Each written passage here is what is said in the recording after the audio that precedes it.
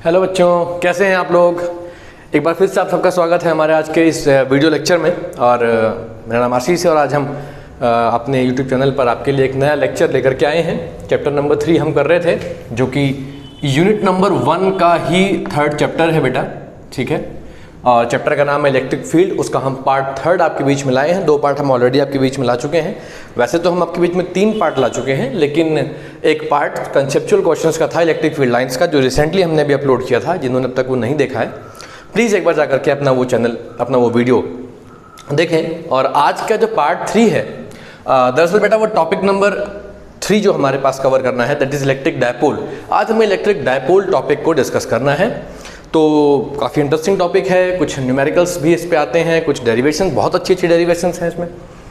तो उन सब चीज़ों को आज के इस वीडियो में हम लोग कवर करने की कोशिश करेंगे, ठीक है। बाकी जिन लोगों ने अभी तक हमारा चैनल पुराना जो वीडियोस नहीं देखे हैं, सब्सक्राइब नहीं किया है, एक बार रिक्वेस्ट है आप जा करके चैनल को सब्सक्राइब भी करें और वीडियोस को लाइक और शेयर जरूर करें, ठीक है। तो चलिए आज की वीडियो का स्टार्ट करते समय पहला टॉपिक जो हमें आज कवर करना है, दैट इज इलेक्ट्रिक डायपोल। तो आइए बेटा थोड़ा देखते हैं कि इलेक्ट्रिक डायपोल क्या होता है, ठीक है।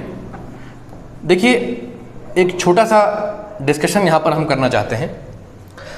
देखिए हम लोग अभी इलेक्ट्रोस्टैटिक पढ़ रहे हैं, तो आप ये तो समझ ही गए होंगे कि जैसे इलेक्ट्रोस्टैटिक में हम चार्ज पार्टिकल्स के रेस्ट पर रखे होने पर वो क्या क्या नेचर शो करते थे, उसके बारे में हमने आज से पहले जितने भी वीडियो लेक्चर बनाए, वो सिंगल चार्ज किस तरीके से वहाँ पर प्रॉपर्टी शो करेगा, नेचर शो करेगा, जो भी करेगा, किस तरीके से वो प्रॉपर्टीज़ अपने दिखाएगा, क्या क्या उसका नेचर होगा, कैसे कैसे वो बिहेव करेगा, अपना अराउंड क्या क्या प्रॉपर्टी जनरेट करेगा, जैसे इलेक्ट्रिक फील्ड होती हैं, क्या निकलता है उसके अंदर से, जैसे इलेक्ट्रिक फील्ड लाइंस निकलती हैं, ऐसी बहुत सारी प्रॉपर्टीज़ वहाँ पर हम लोगों ने डिस्कस की थी। आज जो हम बेटा टॉपिक स्टार्ट करने जा रहे हैं, अब यहाँ से आगे हम लोग एक सिंगल चार्ज नहीं बल्कि चार्जेस का पेयर लेकर के चला करेंगे कि भाई चार्जेस का अगर पेयर होता है तो वो पेयर आपस में मिल करके किस तरीके से प्रॉपर्टी बनाता है, नई नई प्रॉपर्टीज बनाता है। तो उसी के सीक्वेंस में आज का सबसे पहला टॉपिक है इलेक्ट्रिक डायपोल। आप नाम से आप समझ ही गए होंगे, डायपोल। डायपोल एक वर्ड जो क्या रेफर करता है कि 2 पोल होंगे। यहाँ पर 2 पोल होने का मतलब ये होता है कि जो इलेक्ट्रोस्टैटिक है, इलेक्ट्रिसिटी जो है बेटा, इसमें पोल तो नहीं होते, लेकिन 2 अलग अलग अपोजिट नेचर के पार्टिकल्स होते हैं जो अगर एक दूसरे के पास पास रखे जाएं तो वो इस तरीके से एक डायपोल बनाते हैं। यहाँ 2 पोल का मतलब ये हो गया कि बेटा एक तरफ शायद पॉजिटिव चार्ज हो और एक तरफ शायद हमारा निगेटिव चार्ज रखा हो। ये रिवर्स भी हो सकता है ये उस तरफ हो, ये इस तरफ हो, कुछ भी ले सकते हैं। दैट इज़ नॉट कंपल्सरी कि आप प्लस को वहीं रखें, माइनस को यहीं रखें। तो इलेक्ट्रिक डायपोल भी दरअसल अब आप थोड़ा पॉइंट समझने लगे होंगे कि दरअसल इलेक्ट्रिक डायपोल क्या है। जब हम 2 अपोजिट चार्ज पार्टिकल्स को एक दूसरे के पास पास रख देते हैं तो इनके बीच में इलेक्ट्रिक फील्ड बनता है। आप पिछले वीडियो में देख चुके हैं कि पॉजिटिव से इलेक्ट्रिक फील्ड लाइन निकल करके लगातार नेगेटिव की तरफ आ रही होती हैं और ये अपने अराउंड एक ऐसा एरिया बना लेते हैं जिसमें किसी दूसरे चार्ज पार्टिकल को अगर ले आया जाए तो या तो वो अट्रैक्ट होगा या बेटा वो रिपेल होगा। ये 2 प्रॉपर्टी हम लोगों ने वहाँ पर देखी थी, है ना। चलिए तो अभी इसकी डेफिनेशन पहले देख लेते हैं। What is electric dipole? Electric dipole is a pair of 2 equal and opposite charges, ठीक है। क्या है ये? पेयर है। किसका पेयर है बेटा? 2 इक्वल और अपोजिट। बहुत इंपॉर्टेंट पॉइंट, इसको याद ध्यान रखेंगे आप कि इलेक्ट्रिक डायपोल की जो नेसेसरी कंडीशन है कि 2 चार्जेस हों। ये तो नॉर्मली अलग अलग भी हो सकते हैं, 2 चार्जेस हों लेकिन एक दूसरे के बेटा अपोजिट हों। तो इलेक्ट्रिक डायपोल क्या है? Electric dipole is a pair of 2 equal and opposite charges kept at a very small distance. यहां पर ये स्मॉल डिस्टेंस जो है ये जरूर ध्यान रखना, kept as a very small distance, ठीक है। तो अगर 2 इक्वल चार्जेस हैं बट अपोजिट नेचर के, उन्हें बहुत पास पास रख दिया जाए तो वो जो एक कॉम्बिनेशन बना पूरा, that is called electric dipole. उसे क्या कहते हैं? इलेक्ट्रिक डायपोल कहते हैं, ठीक। आइए अब इस स्मॉल डिस्टेंस की बात कर लेते हैं। कितने डिस्टेंस पे रखें? स्मॉल डिस्टेंस की कोई तो लिमिट होगी ना। बेटा वो स्मॉल डिस्टेंस कितना होना चाहिए, वो कुछ मिलीमीटर्स का हो, कुछ सेंटीमीटर्स का हो, कुछ मीटर्स का हो या किलोमीटर्स का हो, कितना स्मॉल डिस्टेंस की बात हम करते हैं तो स्मॉल डिस्टेंस कितना, क्या उसकी लिमिट है। तो फिलहाल यहाँ पर हम स्मॉल डिस्टेंस को 2a लिखेंगे, वेरी स्मॉल डिस्टेंस 2a। ठीक, कहीं कहीं पर आपको ये 2l लिखा हुआ भी मिलेगा तो उससे फर्क नहीं पड़ता, 2l ले सकते हैं, 2a ले सकते हैं, ठीक है। लेकिन हम जब यहाँ पर आगे बढ़ेंगे तो अपनी जो लेंथ है, डायपोल की जो लेंथ होती है उसको 2l लेके चलेंगे, ठीक है। डायपोल की लेंथ क्या होती है अभी आपको बताते हैं। डायपोल की लेंथ को हमने यहाँ 2l कहा आपसे, लेकिन होती क्या है अभी आपको समझाते हैं। तो फिलहाल जो इस डेफिनेशन को हम देख रहे हैं, अगर इस डेफिनेशन को बेटा मैं एक डायग्राम की फॉर्म में यहाँ पर उतारना चाहूँ तो क्या होगा, ये एक माइनस चार्ज ले रहा हूँ, ये एक प्लस चार्ज ले रहा हूँ, ठीक है। ये दोनों एक दूसरे से बहुत स्मॉल डिस्टेंस, बहुत ही स्मॉल डिस्टेंस पर रखे हैं और वो डिस्टेंस कितना है, वो 2l है, ये माइनस q चार्ज है और ये प्लस q चार्ज है, ठीक है। ये जो पूरा आप कॉम्बिनेशन देख रहे हैं बेटा, ये the whole combination of these two charges along with the distance, ये पूरा जो कॉम्बिनेशन आप देख रहे हैं, दरअसल इसी को इलेक्ट्रिक डायपोल कहा जाता है, ठीक है। अब ये इलेक्ट्रिक डायपोल आप जानते हैं, चूंकि दो अलग अलग चार्ज पार्टिकल्स हैं तो इनके अंदर से भी फील्ड लाइंस इमिट हो रही होंगी, वहां जा रही होंगी, इनके आसपास भी इलेक्ट्रिक फील्ड बन रहा होगा। तो यहां पर बच्चे एक बहुत जनरल सा क्वेश्चन पूछते हैं, बहुत कॉमन सा क्वेश्चन पूछते हैं, सर अगर ये दोनों बहुत स्मॉल डिस्टेंस पर रखे हैं तो बहुत स्मॉल डिस्टेंस पर रखे जाने पर ये दोनों एक दूसरे को अट्रैक्ट करके एक दूसरे के पास क्यों नहीं चले आते, क्योंकि हम जानते हैं कि दो अपोजिट नेचर के चार्जेस एक दूसरे को अपनी तरफ अट्रैक्ट करते हैं और एक दूसरे के पास पास चले आते हैं। क्यों अट्रैक्ट करते हैं, अगर आपको ये जानना है तो हमारी पिछली जो वीडियो है properties of electric field lines, आप वहां पर जाके देखो बेटा, वहां ये बताया गया है कि दो अपोजिट नेचर के चार्जेस अट्रैक्ट क्यों करते हैं, अट्रैक्शन का नेचर उनमें क्यों आता है। उसका रीजन ये है क्योंकि ये दोनों एक दूसरे के ऊपर लॉन्ग, ये तो नहीं बल्कि जो इलेक्ट्रिक फील्ड लाइंस, यूं कह लीजिए कि जो इलेक्ट्रिक फील्ड लाइंस जा रही हैं इनके यहाँ से यहाँ तक, ये ऐसे ऐसे, वो लॉन्गिट्यूडनली अपनी इस लेंथ को कम करने की कोशिश करती है, इसलिए उनमें क्या होता है, सेपरेशन घट जाता है और ये पास पास चले आते हैं। तो बेटा ये दोनों एक दूसरे के पास पास रखे होने के बावजूद भी एक दूसरे को अट्रैक्ट करके पास पास आ जाएं, इस डिस्टेंस को जीरो कर लें, ऐसा भी तो पॉसिबिलिटी बन सकता है ना।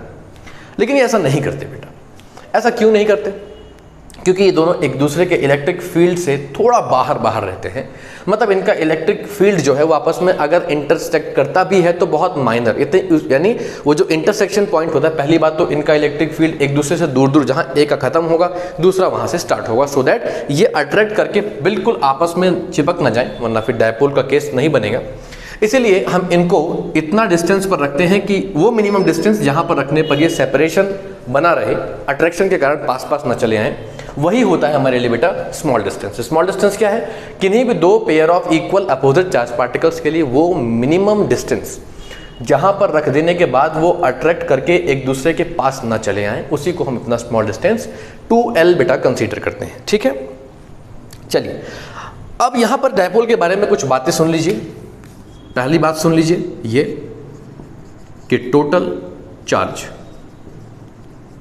Of electric dipole is 0।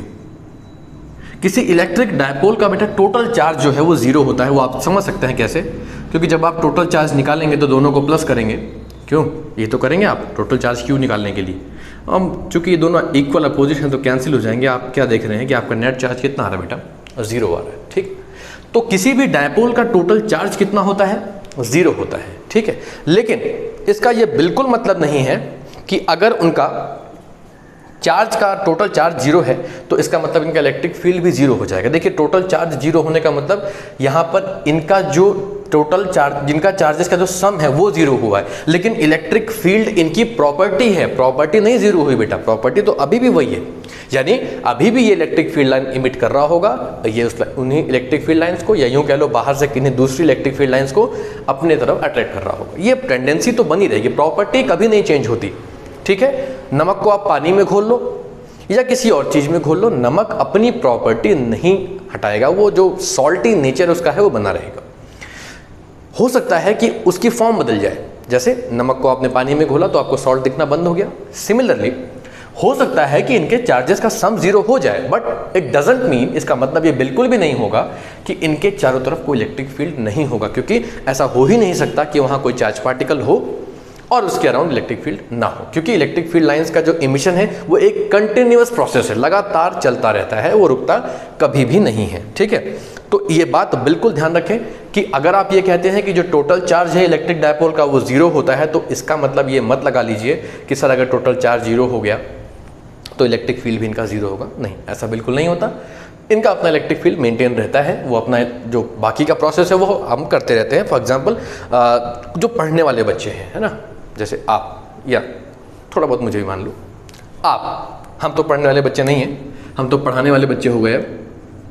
चलिए मान लीजिए हैं आप घर में गेस्ट आ गए, तो एक पढ़ने वाला बच्चा जो है अब वो क्या करेगा, वो गेस्ट से तो मिलेगा, लेकिन अपना जो नेचर है उसका, जो उसका टेंडेंसी है कि मुझे पढ़ना है, मेरा पढ़ाई का समय है, बेटा वो उसको स्पॉइल नहीं करेगा, वो उस नेचर को नहीं छोड़ेगा। कितने भी इंपॉर्टेंट गेस्ट आ जाएं वो उनको अटेंड जरूर करेगा, लेकिन उसके बाद वापस बैक टू आवर प्रॉपर्टी, हम अपनी प्रॉपर्टी पर लौट आते हैं। यानी कि जो हमारा प्रॉपर्टी है, जो हमारा प्रोसेस है, जो हमें करना है, वो हम बार बार करते रहते हैं, उसमें कोई चेंज नहीं लाते, और ऐसे बच्चे ही सक्सेसफुल हो पाते हैं।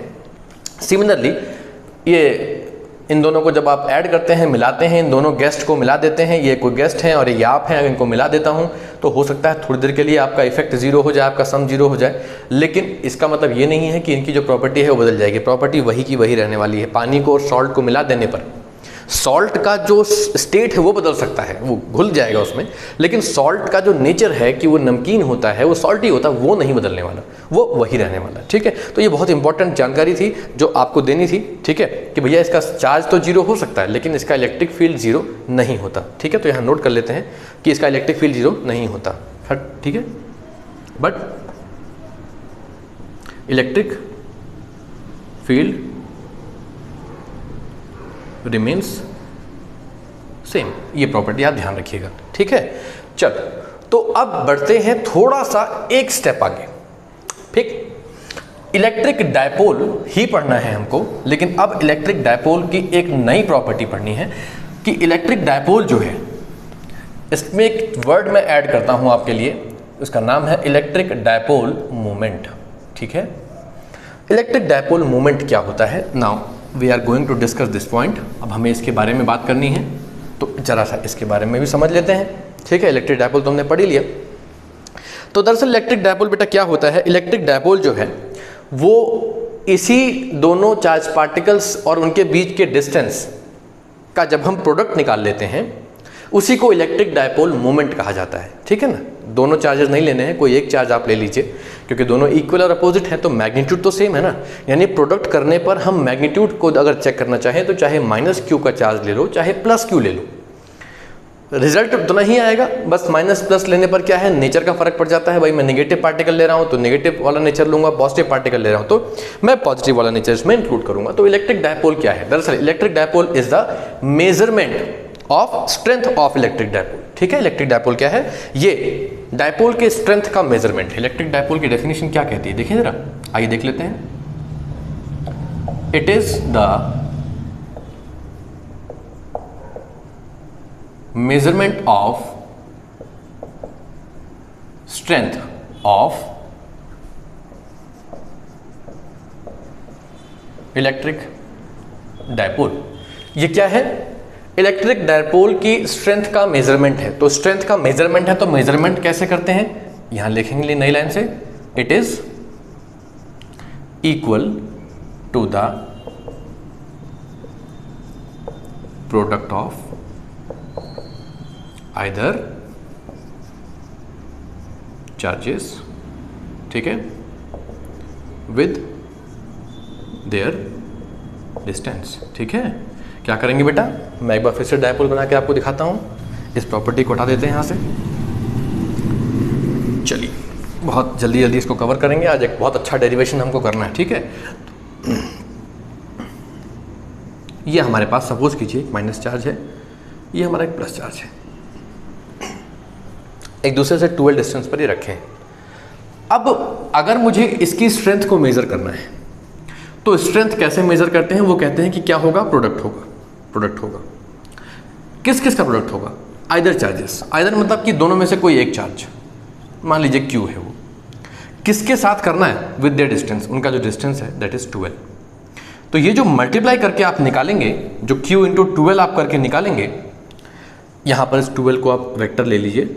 उसका रीज़न मैं आपको बताता हूँ कि इसको वेक्टर क्यों ले लीजिए, क्योंकि जो अभी बेटा हमने डायपोल पढ़ा है, जो डायपोल है, डायपोल को हम एक वेक्टर क्वांटिटी अगर माने तो उस वेक्टर की डायरेक्शन क्या होती है, -Q से +Q की तरफ होती है।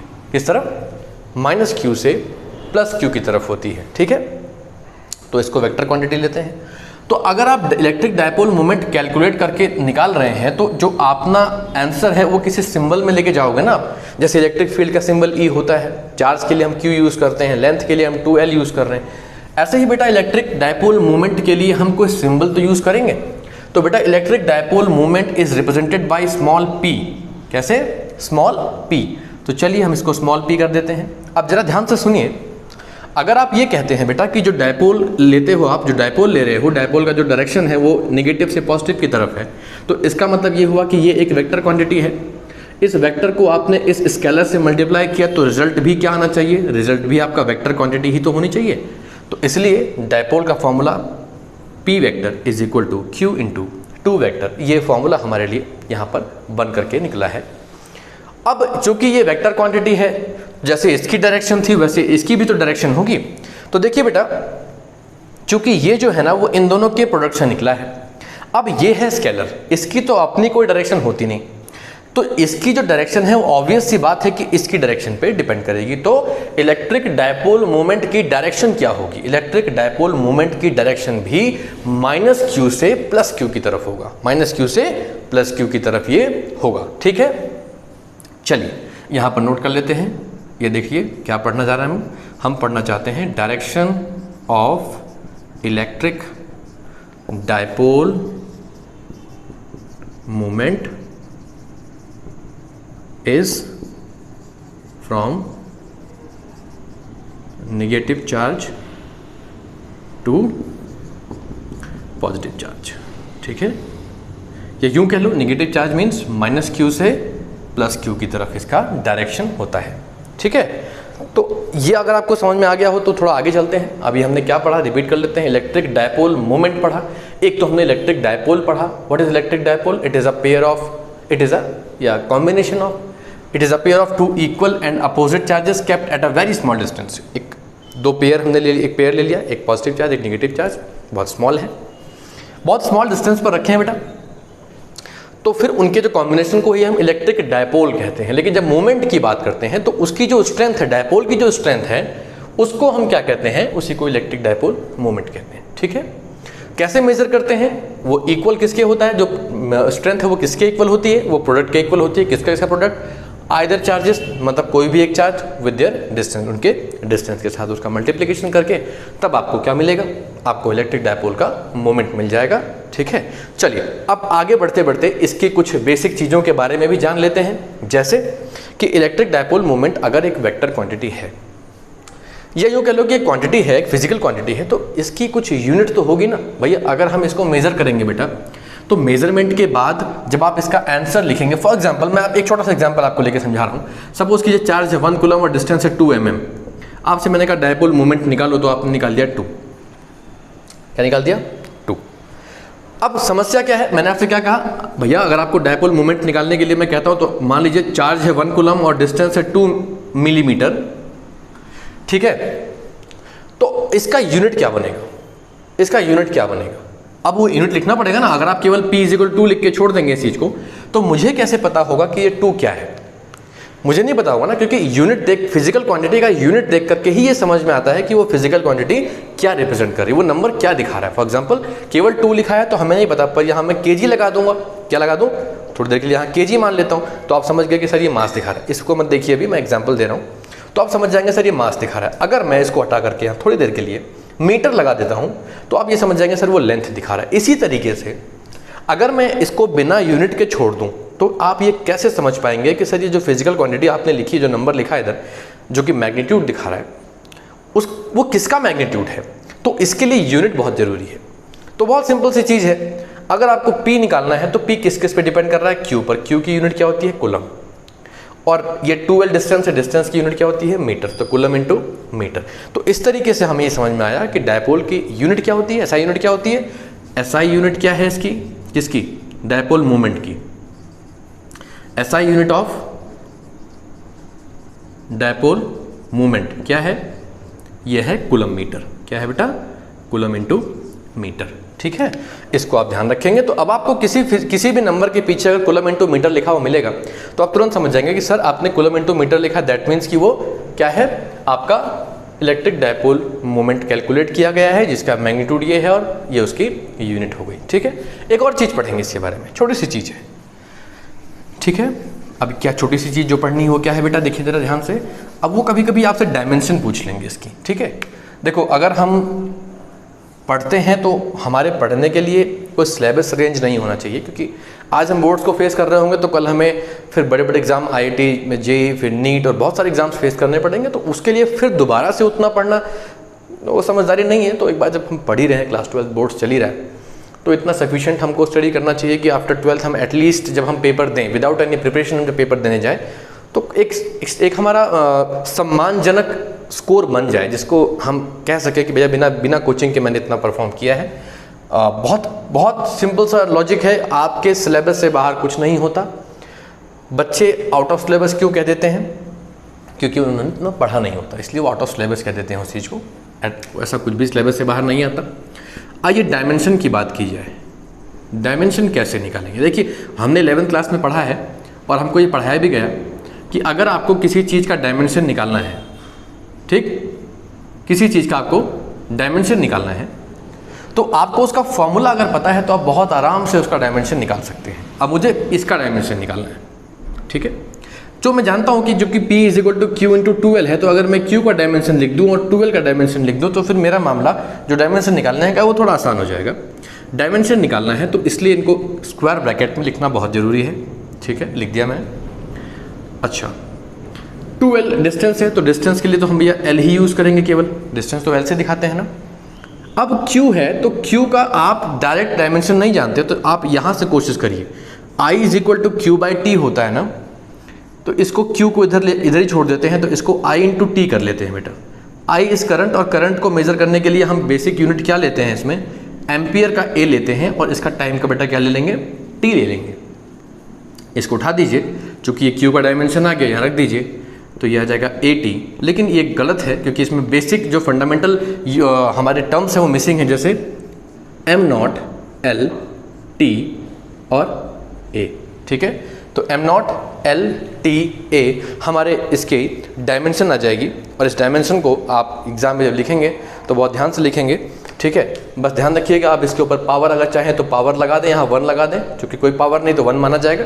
कुछ टीचर्स कहते हैं लगाना जरूरी होता है तो उसको लगा दीजिए, अदरवाइज आप ऐसे भी लिखेंगे तो चलेगा। लेकिन ध्यान नहीं रहे बेटा कि ये जो आप स्क्वायर ब्रैकेट्स देख रहे हैं ये नहीं छूटने चाहिए, स्क्वायर ब्रैकेट्स जरूर वहाँ होने चाहिए। ठीक है, क्योंकि बिना स्क्वायर ब्रैकेट्स के उसे डायमेंशन नहीं काउंट किया जाता। चलिए, तो ये तो था हमारे डायमेंशन, हमारे इलेक्ट्रिक डायपोल के बारे में और डायपोल मोमेंट के बारे में काफ़ी कुछ हमने समझा यहाँ पर। अब चलते हैं, आज थोड़ा आगे बढ़ते हैं। थोड़ा आगे बढ़ते हुए कुछ टॉपिक और कवर करेंगे, वो इसी से रिलेट करते हुए होंगे हमारे लिए। इलेक्ट्रिक डायपोल मोमेंट के जो बाकी एप्लीकेशंस वगैरह हैं, आइए ज़रा थोड़ा सा उनके बारे में पढ़ेंगे। ठीक है, हम यहाँ पर एक छोटी सी चीज़ आपको और मेंशन करते चले बेटा। अभी हमने डायपोल लेंथ नाम का एक जिक्र किया था कि डायपोल लेंथ क्या होता है। कुछ नहीं होता बेटा, वो जो 2L आप देख रहे थे ना, दो चार्जेस के बीच का वो जो डिस्टेंस है ना, उसी को हम डायपोल लेंथ कहते हैं। ठीक है, कभी कभी एग्जामिनर आपसे पूछता है कि भैया डायपोल फील्ड क्या होता है। डायपोल फील्ड कुछ नहीं, वो सिर्फ आपको कंफ्यूज करने के लिए इलेक्ट्रिक फील्ड का नाम बदल दिया है। ठीक है, नॉर्मली अगर एक सिंगल चार्ज हम बात करें, सिंगल चार्ज के चारों तरफ एक ऐसा एरिया होता है जिसमें किसी दूसरे चार्ज पार्टिकल को जब आप लाते हैं, जिसको आप टेस्ट चार्ज कहते हैं, छोटा सा ना Q0, तो जब उसको किसी फील्ड के अंदर लाने पर आप देखते हैं कि वो अट्रैक्शन या रिपल्सन फील करता है, तो आप कहते हैं कि नहीं, यहाँ पर एक इलेक्ट्रिक फील्ड अवेलेबल है। लेकिन अगर मैं कहूँ कि यही सेम चीज एक माइनस चार्ज की वजह से भी क्रिएट हो रहा है और इनके बीच का डिस्टेंस बहुत स्मॉल है, तो ये जो पूरा का पूरा आप देख रहे हैं ना इलेक्ट्रिक फील्ड, ये पूरा इलेक्ट्रिक फील्ड ही क्या कहलाता है? डायपोल के कारण जो इलेक्ट्रिक फील्ड जनरेट हुआ उसी को डायपोल फील्ड कहा जाता है। क्या कहते हैं उसी को डायपोल फील्ड कहते हैं। डायपोल फील्ड इसे ही कहा जाता है। ठीक है, इलेक्ट्रिक डायपोल की वजह से जो इलेक्ट्रिक फील्ड जनरेट हुआ है उसी को डायपोल फील्ड कहते हैं। ये कभी कभी टीचर्स पूछ लेते हैं, तो इतना बड़ा चीज़ नहीं है। तो यहाँ तक का अगर आप टॉपिक कवर हो चुका है तो अब हम चलते हैं आगे। आज एक बहुत अच्छी डेरिवेशन करेंगे। डायपोल फील्ड आपने समझ लिया, आप ये समझ गए कि इलेक्ट्रिक डायपोल जो होता है वो भी इलेक्ट्रिक फील्ड जनरेट करता है। वैसे भी अभी हम कह चुके हैं कि भैया अगर आप ये कहते हो कि आपका टोटल चार्ज डायपोल का जीरो है, इट डजंट मीन कि उसका इलेक्ट्रिक फील्ड भी जीरो होगा। इसका बिल्कुल मतलब नहीं है कि इलेक्ट्रिक फील्ड जीरो होगा। तो वही चीज़ यहाँ हमने कवर किया कि डायपोल फील्ड भी होता है, इलेक्ट्रिक डायपोल का अपना एक इलेक्ट्रिक फील्ड होता है, ठीक है। तो वो इलेक्ट्रिक फील्ड जब हम लेते हैं तो वो इलेक्ट्रिक फील्ड जहाँ जहाँ कोई दूसरा चार्ज पार्टिकल रखा जाएगा तो डायपोल के कारण वो वाला चार्ज पार्टिकल भी अट्रैक्शन या रिपल्सन का फील करेगा, ठीक। तो 3 केसेस होते हैं इलेक्ट्रिक डायपोल की वजह से। सपोज कर लीजिए कि मैं एक छोटा सा डायपोल यहाँ ले लेता हूँ। अभी ये एक मेरा छोटा सा डायपोल है, यहाँ माइनस चार्ज है, इसको बल्कि माइनस ले लेते हैं, इसको आप प्लस ले लेते हैं। अब आप सोच रहे होंगे सर ऐसा उल्टा क्यों कर दिया? बेटा ये मेरा अपनी थ्योरी है, उल्टे हाथ पे माइनस सीधे हाथ पे प्लस, ठीक है। इनके बीच में एक स्मॉल डिस्टेंस रखा है। इस डायपोल के कारण इसके चारों तरफ एक इलेक्ट्रिक फील्ड बन रहा होगा, बिल्कुल इधर की तरफ ऐसे पूरा एक एरिया इसने कवर किया होगा जो इसका अपना इलेक्ट्रिक फील्ड होगा। अगर इसका इलेक्ट्रिक फील्ड है तो जाहिर सी बात है इसमें किसी चार्ज पार्टिकल को रख देने पर, चाहे यहाँ रख दो, चाहे वहाँ रख दो, या चाहे वहाँ रख दो, है ना। ये Q0, चाहे यहाँ Q0 रख दीजिए, चाहे यहाँ Q0 रख दीजिए, चाहे इधर कहीं Q0 रख दीजिए, कहीं भी ले लो ना आप, क्या दिक्कत है, कहीं भी ले लो, ठीक है, यहाँ ले लो। तो इस इलेक्ट्रिक फील्ड के अंदर जब इन चार्ज पार्टिकल्स को बेटा आप रखोगे तो ऑब्वियस सी बात है कि ये या तो उनको अट्रैक्ट करेगा और या उनको रिपेल करेगा। वही चीज हमको यहां समझना है कि वो जो इलेक्ट्रिक फील्ड लग रहा होगा वो अट्रैक्टिव नेचर का होगा या रिपल्सिव नेचर का होगा, ठीक है। और उसको कैलकुलेट कैसे किया जाएगा? अट्रैक्टिव और रिपल्सिव तो बात की चीज है, उसको कैलकुलेट किस तरीके से किया जाए, उसको हम कैसे कैलकुलेट करेंगे। तो देखिए किसी डायपोल के चारों तरफ इलेक्ट्रिक फील्ड निकालने के लिए हमें 3 फॉलोइंग केसेस बेटा पढ़ने पड़ते हैं, ठीक है। हम क्या कर सकते हैं, चार्ज कहाँ रखेंगे, या तो डायपोल की लाइन में रखोगे, या तो डायपोल की लाइन में रखोगे इधर, और या फिर उधर टेस्ट करोगे, ठीक है। एक तो ये पोजीशन हो गई, ये दोनों एक ही पोजीशन है बेटा, है ना। या फिर डायपोल के बिल्कुल ऊपर यहाँ पे प्लस Q0 रखोगे, सॉरी Q0 रखोगे, या फिर यहाँ रखोगे, यहाँ टेस्ट करोगे। तो अगर आप डायपोल की लाइन में कोई पार्टिकल ले रहे हो तो उस पॉइंट को जहां पर आप इलेक्ट्रिक फील्ड निकालोगे उस पॉइंट को कहते हैं बेटा एक्सियल पॉइंट। क्या कहते हैं? That is known as axial point. ये भी एक्सियल पॉइंट है, इसको भी एक्सियल पॉइंट ही कहते हैं। अक्सर बच्चे कंफ्यूज हो जाते हैं कि सर उस तरफ तो एक्सियल पॉइंट था तो इस तरफ क्या है। बेटा देखो लाइन में ही रखा है, लाइन के उस तरफ, लाइन के इस तरफ है, तो ये दोनों एक्सियल पॉइंट ही ना, एक्सियल पॉइंट है। अब इसके ऊपर ले लो या उसके नीचे ले लो। अगर आप ऊपर लेते हो तो ऊपर जब आप जाते हैं, आपको शायद दिख ना रहा हो तो मैं नीचे कर लेता हूं इस चीज को। अगर आप डायपोल के परपेंडिकुलर कोई पॉइंट लेते हो तो उसको इक्वेटोरियल पॉइंट कहा जाता है। क्या कहा जाता है? उसको इक्वेटोरियल पॉइंट कहते हैं, ठीक है। ये नाम आप ध्यान रखें, ये दैट इज इक्वेटोरियल पॉइंट, ठीक। ये लीजिए। तो यहां पर इलेक्ट्रिक फील्ड निकालने का क्या फॉर्मूला होगा, या फिर इधर नीचे की तरफ निकालने का क्या फॉर्मूला होगा, इसी तरीके से इधर निकालना हो या उधर निकालना हो तो क्या फॉर्मूला होगा। यही है बेटा हमें आज के इस लेक्चर में कंप्लीट करना है अपना डेरिवेशन। थोड़ा वीडियो लेंदी भले हो जाएगा लेकिन काफ़ी इंपॉर्टेंट डेरिवेशन है, इसलिए आज ही इनको कवर करना जरूरी है। अब एक केस बचता है, कोई बच्चा कहता है सर अगर मैं यहाँ भी ना लूँ, यहाँ भी ना लूँ और इधर ले लूँ बीच में, इधर कहीं, जैसे यहाँ ले लूँ, है ना, या फिर सर मैं इधर ले लेता हूँ या फिर इधर कहीं ले लेता हूँ Q0, तो सर इसका क्या मतलब? इधर तो निकालने के लिए आप बता रहे हैं कि एक फॉर्मूला आप निकालेंगे, है ना, उधर भी निकाल देंगे, इधर के लिए क्या? इधर ये तो छूट जाएगा ना, यहाँ इलेक्ट्रिक फील्ड कैसे निकालेंगे? तो आप देख सकते हो कि भैया अगर इलेक्ट्रिक फील्ड इधर भी लग रहा है, इधर भी लग रहा है, तो यहाँ जो इलेक्ट्रिक फील्ड लग रहा होगा, सीधी सीधी बात है, वो इन दोनों का रिजल्टेंट ही तो होगा, इन दोनों का रिजल्टेंट ही तो होगा ना। कॉमन सी बात है, electric field is a vector quantity, तो एक सिंगल पॉइंट से इलेक्ट्रिक फील्ड उधर भी लग रहा है, इधर भी लग रहा है। तो हमने ये पहले बहुत बचपन में सीखा है कि अगर एक पॉइंट से 2 वेक्टर्स अलग अलग डायरेक्शन में लग रहे हो तो उनका रिजल्टेंट इधर बीच में लगता है। जैसे ये वेक्टर ए है, ये वेक्टर बी है, तो ये जो वेक्टर आर होगा वो कैसा होगा, उसकी डायरेक्शन इस तरफ होगी, और वो कैसे निकलेगा, वो दोनों का सम करके निकलेगा। बिल्कुल। तो इसीलिए जब हम इस पॉइंट पे इलेक्ट्रिक फील्ड निकालेंगे तो इन दोनों का हेल्प लेने करके हम इसका रिजल्टेंट निकाल देंगे। लेकिन इसका नाम क्या देंगे? प्रॉब्लम ये है कि जैसे इसको इक्वेटोरियल पॉइंट कहा हमने, इसको इक्वेटोरियल, इसको एक्सियल कहा, ऐसे ही जो ये पॉइंट ना वो पॉइंट जो ना एक्सियल पे है ना इक्वेटोरियल पे है, इधर बीच में कहीं है, उसका नाम क्या देंगे? उसका बेटा नाम देते हैं हम एनी पॉइंट, ठीक है, क्योंकि ना तो वो एक्सियल पर है ना वो इक्वेटोरियल पर है, तो उसका नाम देते हैं एनी पॉइंट। ना इक्वेटोरियल पर है ना एक्सियल पर है, तो बीच में कहीं है, तो एनी पॉइंट कह देते हैं उसको हम लोग। क्या कहते हैं? Any point. तो यहां पर इलेक्ट्रिक फील्ड भी कैसे निकलेगा उसके लिए भी हम डिस्कस करेंगे। तो कुल मिलाकर के कहने का मतलब यह है कि हम आप इस बार 1, 2 और 3 बार यानी 3 पोजीशंस पर इलेक्ट्रिक फील्ड कैसे निकाला जाए उसके बारे में यहां पर हम लोग डिस्कस करने वाले हैं। तो चलिए आज शुरू करते हैं। पहले हम एक्सियल पॉइंट से शुरू कर लेते हैं, ठीक है। जब एक डायपोल की लाइन में उसके राइट हैंड या लेफ्ट हैंड की तरफ कोई चार्ज पार्टिकल रख करके ये टेस्ट किया जाए कि वहां पर इलेक्ट्रिक फील्ड है कि नहीं, तो उस पर इलेक्ट्रिक फील्ड अगर लग रहा होगा तो वो कितना होगा, इसका कैलकुलेशन, इसका इवैल्यूएशन कैसे करोगे, उसके लिए क्या फॉर्मूला यूज करोगे, अब आज इसकी हमें डेरिवेशन करनी है। तो डेरिवेशन है, तैयार हो जाइए। ये क्लास 12th की सबसे पहली डेरिवेशन है जो ठीक ठाक लेंथ की है, लेकिन बहुत इजी है, बहुत ही इजी है। बस आपको ध्यान से इस चीज़ को समझते रहना है जो हम यहाँ अब करने जा रहे हैं। तो हमने यहाँ पर एक -q चार्ज ले लिया है, या यूँ कह लो कि एक पार्टिकल लिया जो कि नेगेटिव चार्ज है। इसके डिस्टेंस से थोड़ा स्मॉल r दूर एक चार्ज पार्टिकल लिया जो कि पॉजिटिव है। इनके बीच का जो डिस्टेंस है वो मैं 12 ले रहा हूँ, क्योंकि मुझे क्या निकालना है, मैं क्या निकालने जा रहा हूँ, मैं निकालने जा रहा हूँ बेटा electric field intensity at axial point of dipole. और किसकी वजह से? डायपोल की ही वजह से, ड्यू टू डायपोल, ठीक है। डायपोल के एक्सियल पॉइंट पर जो इलेक्ट्रिक फील्ड निकालना है वो कोई और नहीं लगा रहा है, वो डायपोल खुद ही लगाएगा। वो बेटा हमें टॉपिक यहाँ पर आज कवर करना है। आप नाम देख सकते हैं, electric field intensity at axial point of dipole due to dipole. कुछ लोग नाम बदल देते हैं इसका, कहते हैं electric field intensity at axial point of electric dipole, ठीक है। तो चलिए अब इसके आगे शुरू करते हैं। मैं अभी आपको ये भी बताऊंगा कि ये एग्जाम में एक और नाम से पूछा आता है, तो जब तक मैं वो बताऊं तब तक आप वीडियो के साथ बने रहें। कभी कभी एग्जाम में ये नाम लिख करके नहीं आता, एक्सियल पॉइंट नाम लिख करके बेटा नहीं आता, तो ऐसी सिचुएशन में हमको कन्फ्यूजन होता है कि ये कौन सा डेरिवेशन आ गया, आई थिंक ये आउट ऑफ सिलेबस जा रहा है।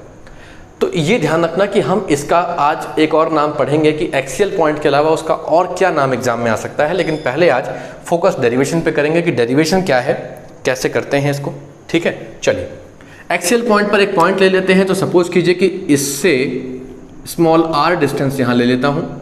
यहाँ पर एक पॉइंट मैंने P ले लिया है जो कि इसके सेंटर से, बेटा ध्यान रखेंगे, डायपोल के सेंटर से स्मॉल r डिस्टेंस पर है एक पॉइंट P, जिस पर इस डायपोल की वजह से कितना इलेक्ट्रिक फील्ड लग रहा है वो हमको निकालना है। तो मान लीजिए कि वो इलेक्ट्रिक फील्ड कितना है, E है, ठीक, ये हमको आज निकालना है।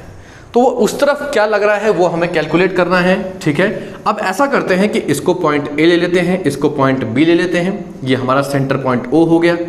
अब यहाँ से यहाँ तक का जो डिस्टेंस मैं देख रहा हूँ दैट इज L, क्या है वो, ये L है, और ये डिस्टेंस भी मेरा L हो जाएगा। ऑब्वियस सी बात है कि जब ये 2L है और मैं मिड पॉइंट लूंगा तो L ये और L वो हो जाएगा, उसमें कोई बड़ी बात तो नहीं है।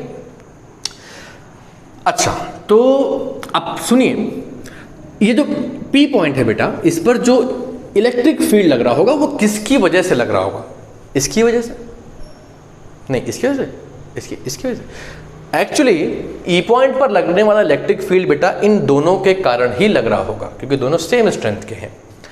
इसका इलेक्ट्रिक फील्ड भी वहां लग रहा होगा, इसका इलेक्ट्रिक फील्ड भी वहां लग रहा होगा, लेकिन क्या दोनों का मैग्नीट्यूड बराबर होगा? क्या दोनों बराबर लग रहे होंगे? देखिए, चूंकि हमने ये पढ़ चुके हैं कि जो इलेक्ट्रिक फील्ड है that is inversely proportional to the distance, square of distance. अब आप देखो, A से लेकर के P तक का डिस्टेंस ऑब्वियसली ज़्यादा है B के कंपैरिजन में, ऑब्वियस बात है ना। तो इसका मतलब इसका इफेक्ट यहाँ कम लग रहा होगा, इसका इफेक्ट यहाँ ज़्यादा पड़ रहा होगा, बट इफेक्ट दोनों का होगा, दोनों का इलेक्ट्रिक फील्ड यहाँ लग रहा होगा, तो हम दोनों का इलेक्ट्रिक फील्ड निकाल करके उसको फिर आगे चलेंगे। तो मैं अभी क्या करूं, चूंकि मैं जानता हूं कि P पॉइंट पर इसका भी तो इलेक्ट्रिक फील्ड लग रहा है ना, और जब इसका इलेक्ट्रिक फील्ड निकालूंगा उस पॉइंट पे तो मुझे इन दोनों के बीच का बेटा डिस्टेंस तो पता ही होना चाहिए ना। ये माइनस क्यू चार्ज है, ये प्लस क्यू चार्ज है, ये थोड़ा और आप इसमें नोट कर लीजिए। तो भैया आपको जब इसकी वजह से उस पॉइंट पर इलेक्ट्रिक फील्ड निकालना है तो आप ये वाला फॉर्मूला तो बेशक यूज करोगे, क्योंकि इलेक्ट्रिक फील्ड निकालने का और कोई फॉर्मूला तो है नहीं। चलिए क्यू तो आपको पता ही है, क्या रखेंगे इसके बदले आप, ये डिस्टेंस के बदले क्या रखेंगे बेटा, तो ये देखो डिस्टेंस r तो सिर्फ O तक है ना, ये सेंटर तक है ना, पर हमें तो यहाँ तक का डिस्टेंस चाहिए, तो हम A से लेकर के और P तक का डिस्टेंस भी निकालना चाहेंगे। कितना होगा भाई, यहाँ तक तो r है ही ना, और ये कितना है देखो, ये L है, तो टोटल कितना हो गया, r प्लस L हो गया ना डिस्टेंस, देखो हमारा, ठीक है, वो डिस्टेंस यहाँ आ जाएगा। इसी तरीके से अब B पॉइंट पर, ये जो B है आपका, है ना B, और ये आपका है P, तो B और P के बीच का डिस्टेंस भी आपको चाहिए होगा बेटा, क्योंकि आप फिर से इसकी वजह से वहां क्या इलेक्ट्रिक फील्ड है वो निकालोगे, फिर यही फॉर्मूला यूज करोगे, फिर आप डिस्टेंस के लिए कहां जाओगे, फिर आप डिस्टेंस के लिए यहां जाओगे। अगर ये यहां तक का डिस्टेंस पूरा r है, ये पूरा यहां से लेकर के यहां तक पूरा r है, मुझे सिर्फ ये डिस्टेंस चाहिए, तो मुझे ऑब्वियस सी बात है कि इस डिस्टेंस को हटाना पड़ेगा, r में से इस डिस्टेंस को माइनस करेंगे तो ये हो जाएगा r माइनस L। गलती कहाँ होती है कि हम L माइनस आर भी लिख देते हैं जल्दबाजी में, लेकिन आप सोचिए ना, R बड़ा है L छोटा है, तो R माइनस L ठीक है, L माइनस आर नहीं कर सकते, बहुत आसान डेरिवेशन। अब आप क्या करिए, पहले इसकी वजह से इस पर कितना इलेक्ट्रिक फील्ड है वो निकाल लेते हैं, फिर इसकी वजह से इस पर कितना इलेक्ट्रिक फील्ड है वो निकाल लेते हैं, फिर इनकी डायरेक्शन चेक कर लेते हैं। चलिए डायरेक्शन तो अभी चेक कर लेते हैं, फिर इलेक्ट्रिक फील्ड निकाल लेते हैं। देखिए यहाँ पर आप इलेक्ट्रिक फील्ड है कि नहीं इसको टेस्ट करने के लिए क्या करेंगे, ऑब्वियस सी बात है बेटा कि आप यहां पर एक टेस्ट चार्ज Q0 रखना चाहेंगे।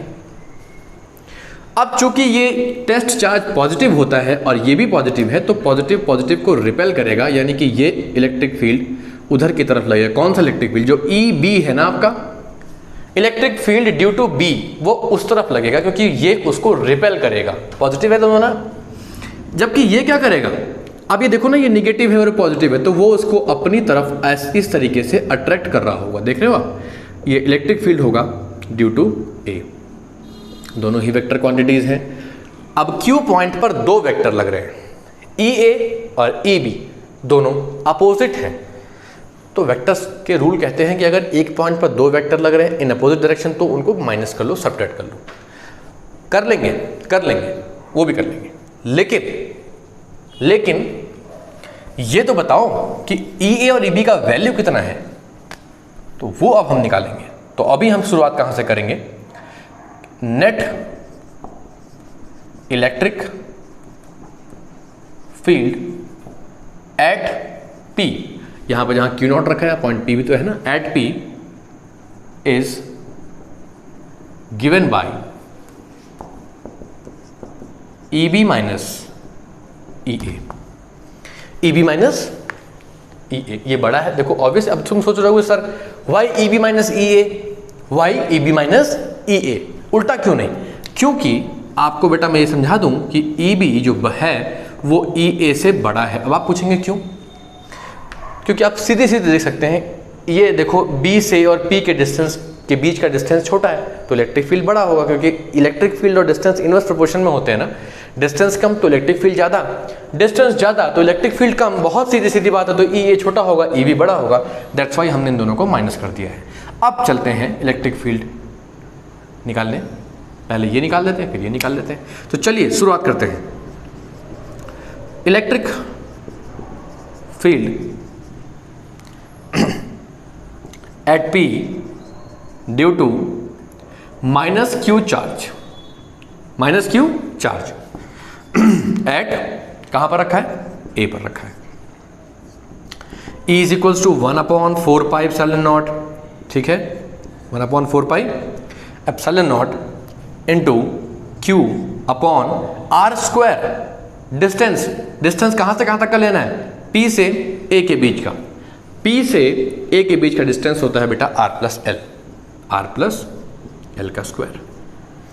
अभी इसको फिलहाल इक्वेशन नंबर 1 लेके ड्रॉप कर लेते हैं, ठीक है। सिमिलरली अब हम क्या निकाल लें, अब हम निकाल लेते हैं electric field at P due two plus Q charge eight B, ठीक है, B की वजह से वहां कितना इलेक्ट्रिक फील्ड है, तो इसका नाम दे दीजिए EA। अब जो निकालते हैं इसका नाम दे दीजिए EB। बिल्कुल एग्जैक्टली वही वैल्यूज पुट करेंगे, केवल डिस्टेंस में चेंज कर दीजिए बस आप, तो ये आ जाएगा R माइनस एल का square, that is equation number 2। अब आपको EA और EB का वैल्यू मिल गया, उनको ला करके यहाँ पुट करेंगे, पुट करके हम उसको आगे सॉल्व करेंगे तो हमारा रिजल्ट निकल जाएगा। लेकिन उसके पहले एक बात मैं आपको बता दूं बेटा, यहाँ पर एक कॉमन एरर क्या हो जाती है कि अगर हम गलती से ये चीज़ गलत लिख दें, इसको इधर कर दें, तो जो हमारा डायपोल का फॉर्मूला आता है उसमें माइनस साइन आ जाता है और वो गलत माना जाता है, ठीक है। तो आप भी बिल्कुल ध्यान से लिखें कि आपको क्या लिखना है। हो सकता है कि आप डायपोल की नेमिंग अलग अलग कर देना, कुछ लोग B यहाँ A यहाँ कर सकते हैं, तो ये मत रट के जाना कि EB हमेशा बड़ा होता है, ये मत रखना, बहुत लोग रट जाते हैं। ये देखना कि डिस्टेंस किसका ज़्यादा है और किसका कम है। जिसका डिस्टेंस कम होगा वो इलेक्ट्रिक फील्ड बड़ा होगा और जिसका ज़्यादा होगा वो छोटा होगा। चलिए इनको उठाते हैं उस फॉर्मूले, यानी कि इक्वेशन, ये जो आप इस वाली इक्वेशन में ला के पुट करते हैं। मैं डायग्राम को रिमूव कर दे रहा हूँ अभी, क्योंकि अब अभी फिलहाल इसकी ज़रूरत तो हमें नहीं है।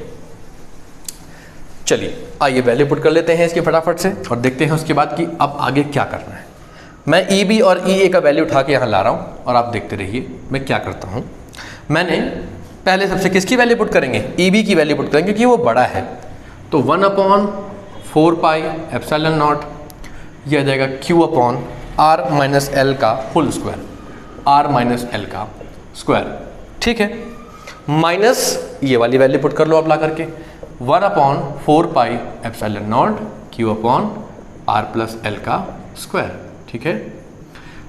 देखिए दोनों में से कॉमन क्या फैक्टर है, मुझे ये पूरा का पूरा फैक्टर कॉमन दिख रहा है, तो मैं कैलकुलेशन में बार बार इसको दो बार ना लिखना पड़े, इसलिए मैं इसको अलग ही कर देता हूँ। बचा क्या, 1/R minus L square minus 1/R plus L square. Now बाकी तो सिंपल सी कैलकुलेशन है, इसको हम कैलकुलेट करके आगे देखते हैं क्या आएगा। चलिए देख लेते हैं। तो E equals to Q/4 pi epsilon naught, LCM आ जाएगा R माइनस एल का स्क्वायर, R प्लस एल का स्क्वायर। ये टर्म इधर मल्टीप्लाई, ये टर्म उधर मल्टीप्लाई, क्रॉस मल्टीप्लाई हो जाएगा एलसीएम देने के कारण, तो ये हो जाएगा R प्लस एल का square minus R minus L का स्क्वायर, ठीक है। तो E is equal to Q/4 pi epsilon naught. अब थोड़ा सा ध्यान दीजिएगा यहाँ जो मैं करने वाला हूँ, यहाँ पर दो चीज़ें मैं करने वाला हूँ। एक तो मैं इसको एक्सपेंड करने वाला हूँ, तो A square plus B square plus 2RL minus, अब यहाँ पर देखिए मैं इसको एक्सपेंड भी करूँगा और साथ साथ इस ब्रैकेट को ओपन भी करूँगा, तो अंदर के साइन बदलना भी शुरू करूँगा। R square minus L square plus 2RL, ठीक है भाई। नहीं समझ में आया तो मैं देखिए ब्रैकेट लगा देता हूँ, तो ये प्लस होगा, ये माइनस होगा, लेकिन जब इस ब्रैकेट को आप ओपन करेंगे तो क्या होगा, ये माइनस का हो जाएगा, ये माइनस का हो जाएगा, ये प्लस का हो जाएगा, तो इसलिए मैंने डाइट कर लिया। अब जरा डिनोमिनेटर में आ जाइए, ये बड़ा कंफ्यूजिंग रहता है कि सर इसको कैसे सॉल्व करें। थोड़ी देर के लिए इसको A माइनस बी मान लीजिए, इसको A प्लस बी मान लीजिए, A minus B A plus B, A square minus B square, दोनों का स्क्वायर था तो होल स्क्वायर लगा दीजिए इसका, ये लीजिए।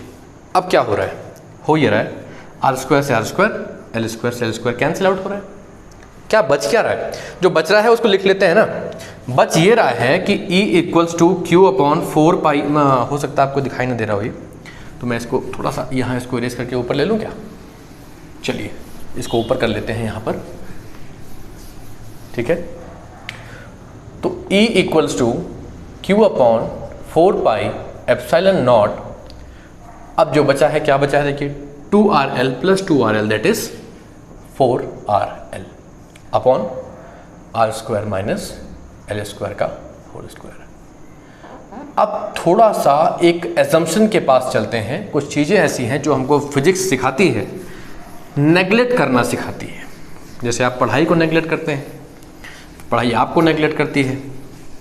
जब आप पढ़ाई को नेगलेक्ट करते हैं ना, तो एग्ज़ाम हॉल में फिर क्वेश्चन भी आपको नेगलेक्ट कर देते हैं। वो आपको देखते हैं पर आपके दिमाग में नहीं आते, बाहर निकल जाते हैं। ऐसे ही यहाँ पर भी थोड़ा ध्यान देंगे जरा। आपने क्या कहा था शुरू में, डायपोल के, ये इलेक्ट्रिक फील्ड किसकी वजह से निकाल रहे हो, ड्यू टू डायपोल निकाल रहे हो आप, ड्यू टू डायपोल निकाल रहे हो। आपने वहां क्या कहा था डायपोल के बारे में? अपनी बात से कोई मुकरना नहीं। हाँ, 2L क्या था? 2L वेरी स्मॉल डिस्टेंस कहा था कि नहीं कहा था? वेरी स्मॉल डिस्टेंस कहा था आपने 2L को। यहां क्या किया आपने? ये बहुत स्मॉल था, वेरी स्मॉल था। क्या था? Very small. आपने हाफ करके उसको L कर दिया, तो ये तो फिर वेरी, फिर एक और वेरी स्मॉल हो जाएगा। फिर आपने क्या किया? इसका स्क्वायर कर दिया। अब तो ये वेरी वेरी वेरी स्मॉल हो जाएगा ना ये। आज जब इतना ही स्मॉल है तो फिजिक्स कहती है कि इसको छोड़ दो ना। फिर अगर ये इतना ही स्मॉल हो जाता है तो इसको छोड़ दीजिए, इसको नेग्लेक्ट कर दीजिए। तो फिजिक्स कहती है कि इस कंडीशन में यहां पहुंचने के बाद आप L स्क्वायर को छोड़ सकते हैं, सो दैट कि आपका कैलकुलेशन इजी हो जाए। लेकिन अगर आप नहीं करना चाहते तो आप यहां तक भी इसको छोड़ सकते हैं। मैं अभी उसको बताऊंगा आपको, लेकिन उसके पहले कुछ चीज़ें और कर लेते हैं। मैं देखिए 4RL को 2 इंटू R इंटू 2L लिख सकता हूं क्या? और ये जो Q था ना, ये यहां पीछे ला रहा हूं, देखिए मैं, upon R square minus L square का स्क्वायर। ठीक है। What is Q into 2L? अभी हमने पढ़ा Q into 2L is electric dipole moment.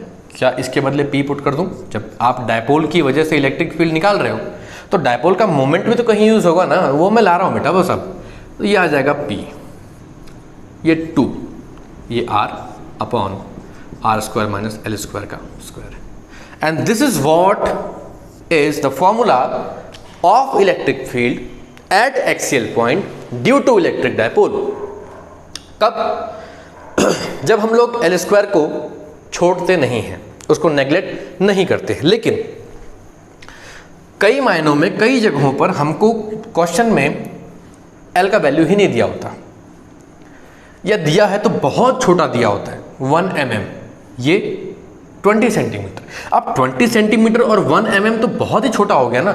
मतलब अगर हम इसको माइनस भी करेंगे तो भी हमारे आंसर में कोई खास बदलाव नहीं आने वाला। ठीक है। तो कहीं कहीं पर क्या, बल्कि इसी में आप डेरिवेशन में ही इसका एक पार्ट समझें और ये स्टेटमेंट लेकर के लीविंग L स्क्वायर, ठीक है, फॉर बीइंग टू स्मॉल। ठीक है। तो ये आप जब इसको ड्रॉप करेंगे तो आप लिखेंगे 2PR अपॉन, इसको आपने ड्रॉप किया, नेग्लेक्ट किया, तो ये हट जाएगा, ये बन जाएगा R की पावर 4। एक R से एक R कट जाएगा आपका। अब जो फाइनल फॉर्मूला आपका बनेगा वो मैं यहां लिख रहा हूं आपके सामने। ठीक है। आइए देख लेते हैं क्या है वो फॉर्मूला फटाफट से, क्योंकि हमें फिर अभी कुछ और भी देखना है, तो इसलिए चलते हैं फटाफट इस फॉर्मूले के पास। तो E equals to 1 upon 4 pi epsilon naught, ये आ जाएगा 2P अपॉन RQ। ये भी इसी फॉर्मूले का एक अलग फॉर्मेट है जिसमें L स्क्वायर को नेग्लेक्ट कर लिया गया है। ये फॉर्मूला तब इस्तेमाल करना जब आपको L का वैल्यू नहीं पता हो, तब आप डिस्टेंस निकालने के लिए, जैसे कभी कभी क्या होता है ना कि आपको सीधे डायपोल मोमेंट दिया जाएगा, यहाँ पर क्वेश्चन में सीधे आपको डायपोल मोमेंट दे दिया। अब ऐसी सिचुएशन में क्या है कि आपको चूंकि डायपोल मोमेंट ही दिया गया तो L तो नहीं दिया गया होगा, तो फिर आप क्या करेंगे, यहाँ तो P का वैल्यू पुट कर लेंगे, पर ये आपसे नहीं निकलेगा। तो फिर ऐसी सिचुएशन में हमको ये मान के चलना होता है कि जब सीधे क्वेश्चन ने डायपोल मोमेंट दिया, दैट मीन्स कि L का वैल्यू बहुत छोटा होगा, उसने उसको यूज़ नहीं किया, इसलिए हमको इस फॉर्मूले से सॉल्व करना होगा। लेकिन अगर डायपोल लेंथ दे रखी है, 2L दे रखा है, तो फिर हम इस फॉर्मूले को भी यूज़ कर सकते हैं। ठीक है। लेकिन ध्यान कर रखेंगे इसके और इसके बीच का डिफरेंस बहुत ज़्यादा ना हो, कहीं ऐसा ना हो कि R बहुत बड़ा हो जाए L के कंपैरिजन में। ऐसी सिचुएशन में अगर आप इसको लेकर के इस फॉर्मूले से भी सॉल्व करेंगे, एक बच्चे ने इससे सॉल्व कर दिया, एक ने इससे सॉल्व कर दिया, आंसर दोनों का सेम ही आने वाला है, फर्क नहीं पड़ेगा। क्यों?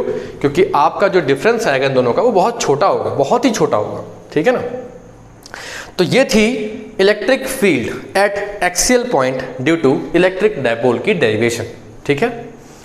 कब की डेरिवेशन है? अभी हमने आपको डायग्राम बना के समझाया था कि एक डायपोल की वजह से 3 अलग अलग पॉइंट्स पर इलेक्ट्रिक फील्ड लग सकता है।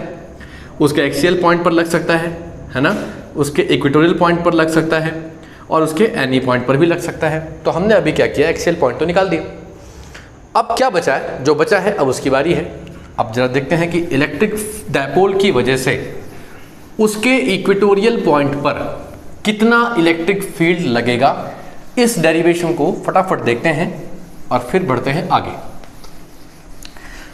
तो इक्वेटोरियल पॉइंट का मतलब होता है कि आप डायपोल का मिड पॉइंट जो है ना, उसके मिड पॉइंट से स्मॉल r डिस्टेंस उसके ऊपर या नीचे चले जाइए। मैं यहाँ पर डायपोल ले लेता हूँ, ठीक है, ये मेरा डायपोल है, ये लीजिए, थोड़ा और बढ़ा लेते हैं इसको। ये प्लस क्यू चार्ज है बी पॉइंट पर, ये माइनस क्यू चार्ज है ए पॉइंट पर, इसकी लेंथ 12 है, ये इसका मिड पॉइंट है।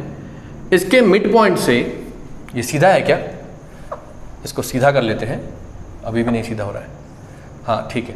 इसके मिड पॉइंट से स्मॉल r डिस्टेंस पर थोड़ा और नीचे आ जाऊँ, यहाँ पर एक पॉइंट P लेता हूँ। अब इन दोनों चार्ज पार्टिकल का इलेक्ट्रिक फील्ड यहाँ तो लग ही रहा होगा।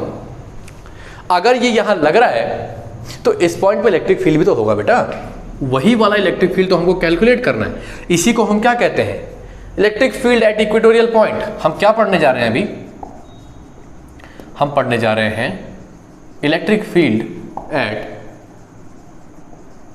इक्वेटोरियल पॉइंट, किसके, ऑफ डायपोल, ठीक है। और किस वजह से, अपनी ही वजह से, है ना, अपने ही कारण, डायपोल खुद के कारण इस पर जो इलेक्ट्रिक फील्ड लगाएगा उसका हम कैलकुलेशन करने जा रहे हैं। तो बहुत ध्यान से देखें जरा, इस चीज को समझें। इसका इलेक्ट्रिक फील्ड भी यहां लग रहा होगा, इसका इलेक्ट्रिक फील्ड भी यहां पर लग रहा होगा। अभी पॉइंट P का नाम हटा लेते हैं, बस अभी ध्यान रखें कि वो P पॉइंट है ना। यहां पर इलेक्ट्रिक फील्ड है, इसका सबूत क्या है, इसका प्रूफ क्या है। अगर आपको सबूत देना है तो आप यहां पर एक Q0 रख के देखोगे, टेस्ट चार्ज रख के देखोगे, ये पॉजिटिव वो पॉजिटिव, तो जाहिर सी बात है कि इनके बीच का जो इलेक्ट्रिक फील्ड यहाँ लग रहा होगा, इनके बीच का जो इलेक्ट्रिक फील्ड लग रहा होगा वो उसकी डायरेक्शन ये है, जिसका नाम आप क्या, आपको दिख रहा है कितना ऊपर, ये मेरा फ्रेम से बाहर चला जाएगा इसलिए मैं देख लेता हूँ। ये आप इसको EB कह देंगे, ठीक है, EB, ठीक है।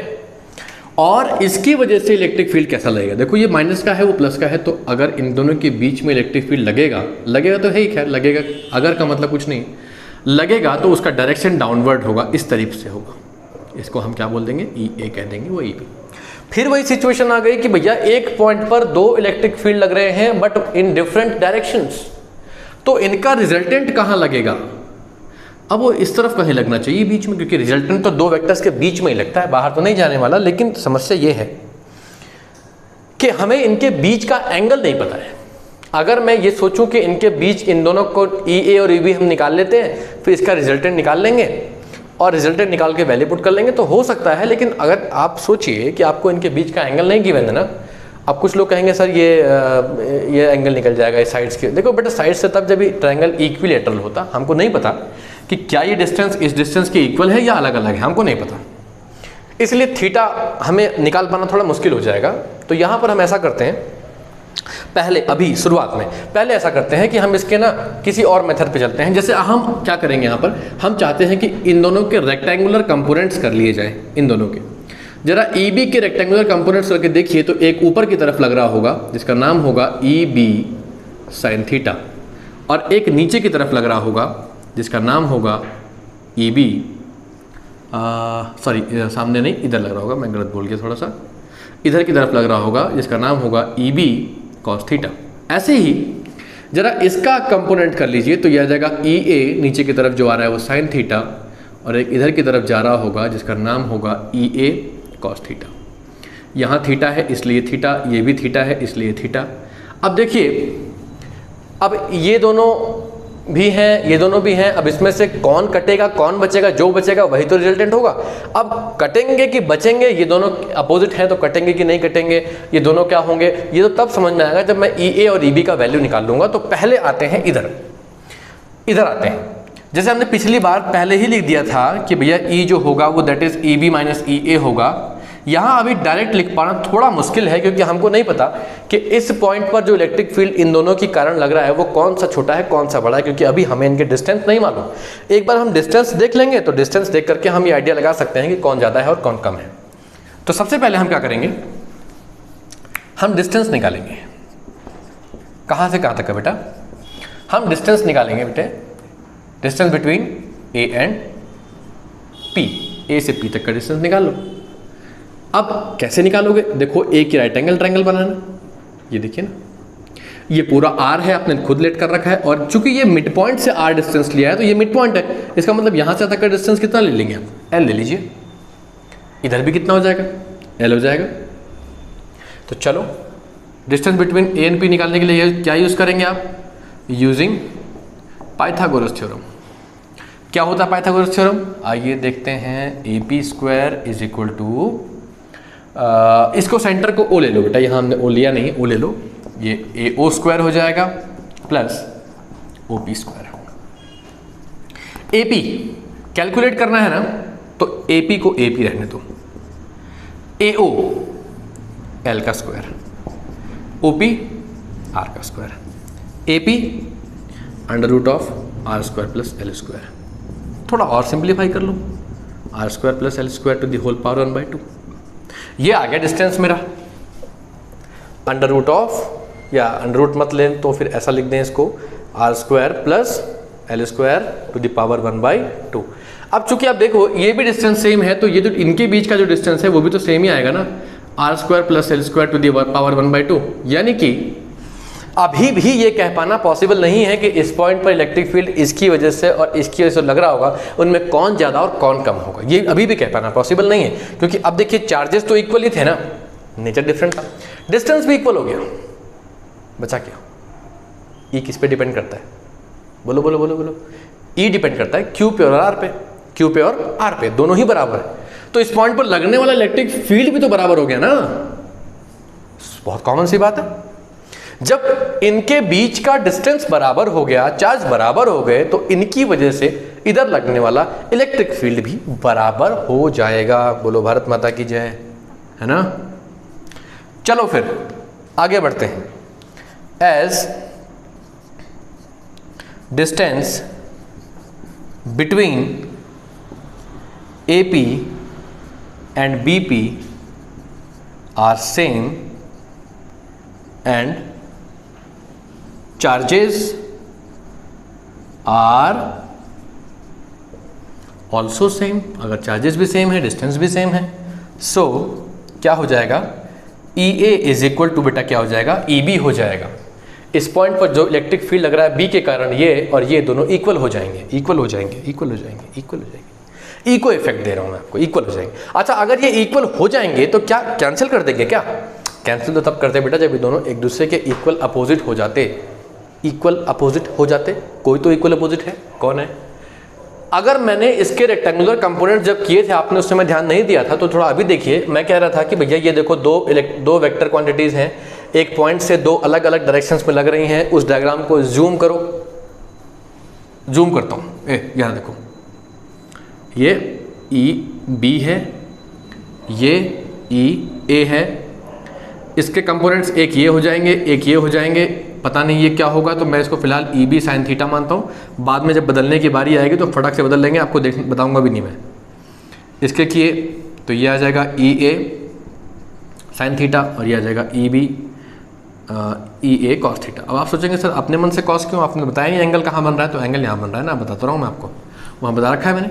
अब देखो जब EA और EB इक्वल है तो EA sin थीटा और EB sin थीटा तो इक्वल होगा, ये दोनों इक्वल अपोजिट होंगे, हेंस कैंसिल आउट। ठीक है, तो मेरे पास थोड़ी जगह की कमी है, तो अभी क्या करें क्या करें क्या करें क्या करें, सिर्फ समझ लेते हैं, समझ लो, थोड़ा दिमाग तो लगाओगे आप। ये वाला तो कैंसिल हो गया, हटा दो इसको, जो कैंसिल हो गया हमारे किसी काम का नहीं है, जो काम का नहीं है वो इस दुनिया में रहने लायक भी नहीं है, इसलिए हटा दो। और इसके तो हम ऑलरेडी कंपोनेंट कर ही चुके हैं, तब इनके कंपोनेंट कर चुके, जब मैंने चीनी खा ली है तो मैं दूसरी मिठाई क्यों खाऊंगा, मैं इसके कंपोनेंट कर चुका हूं ना। तो फिर अब आप देखो पी पॉइंट पर बचा क्या, पी पॉइंट पर दो इलेक्ट्रिक फील्ड डायरेक्शन बची हैं, EA cos थीटा और EB cos थीटा। ये दोनों इक्वल थे, मैं फिर रिपीट करूं, इक्वल थे, कंपोनेंट्स किए, कंपोनेंट्स करने पर दिखा कि EB sin theta EA sin theta are equal opposite, तो कैंसिल हो गया, हटा दिए। EA और EB के हम कंपोनेंट्स कर चुके हैं, जब उनके कंपोनेंट यूज कर रहे हैं तो इन्हें यूज करने की क्या जरूरत है, हटा दिए। अब जो बचा वही रिजल्टेंट इलेक्ट्रिक फील्ड देने के काम आएगा। ठीक है, तो चलिए भैया जी डेरिवेशन को आगे बढ़ाएं। अब आगे बढ़ते हैं। सो अब बता सकता हूं मैं इलेक्ट्रिक फील्ड एट P यानी कि EP is given bye EA cos theta plus EB cos theta. Cos common निकालो, बोलो बोलो, कॉस कॉमन निकाल कोई फायदा होगा? फायदा क्यों नहीं होगा? कॉमन निकालो तुरंत। cos theta is equal to EA plus EB। अब आप फटाफट से EA निकाल लो, फटाफट से EB निकाल लो, पुट करके सॉल्व कर दो, आपका आंसर आ गया। तो चलिए बढ़े आगे, आगे बढ़े, चलो बढ़ते हैं आगे। ये थोड़ा पोर्शन हटाना पड़ेगा मुझे, ठीक है? बस आप ध्यान से देखते रहो, देखते रहो, शेयर करते रहो, सब्सक्राइब करते रहो, दोस्तों को बताते रहो कि भैया इस तरीके से एक वीडियो है, उसको देखिए, समझिए और हमारे चैनल को प्रमोट भी करिए। भगवान भला करेगा, आप लोग का एग्जाम में अच्छे नंबर लाएंगे।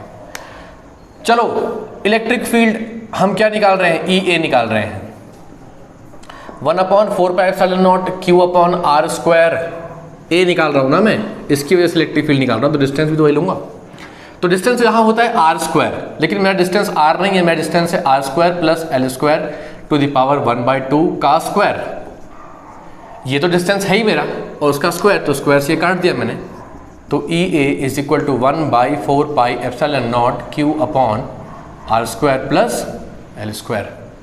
ठीक है, ये आ गया मेरा इलेक्ट्रिक फील्ड एट A। मैं थोड़ी मेहनत से बचूं क्या? थोड़ी मेहनत से बच लें।